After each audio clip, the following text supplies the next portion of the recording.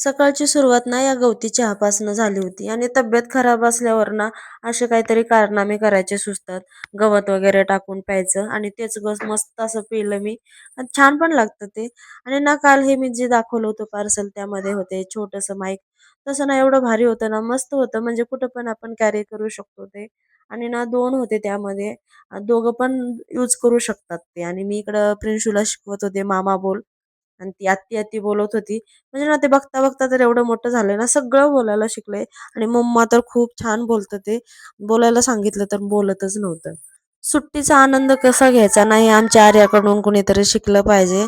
कारण आज होता शनिवार, एवढं मस्त झोपलं होतं ना 11 वाजेपर्यंत आणि उठल्याच्या नंतरला बोलत होतं, "माझे केस कट करू का?" आणि केस जर कट केली तर मी टकली दिसन का? हिचे तर ना हे असं प्रश्न असे असतात, की त्याचे उत्तर तर मला पण सापडत नाहीत. आणि ना बघता-बघता हे दोघे एवढे मोठे व्हायला लागलेत ना, मी थोडं कामं साईडलाच ठेवते आणि यांच्यासोबत मस्ती घालत असते. कारण ना ते कधी मोठे होऊन जातील काही कळतच नाही.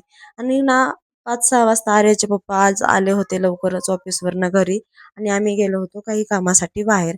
बाहेर गेलं तर ना एवढी जास्त थंडी होती ना, त्या थंडीमध्ये ना फिरण्याचं तर काही मनच नव्हतं आणि आर्याला प्यायचं होतं ज्यूस ते पण मी तिला दिलं नव्हतं आणि घरी घेऊन आलो होतो मोमोज. ते खाल्ले आणि घरी मी खिचडी बनवली होती. तेच खाल्लं आणि ना प्रिन्शूला खाऊ चारला आल्याच्या नंतरला आणि असा गेला आजचा दिवस. तर भेटूया उद्या. बाय.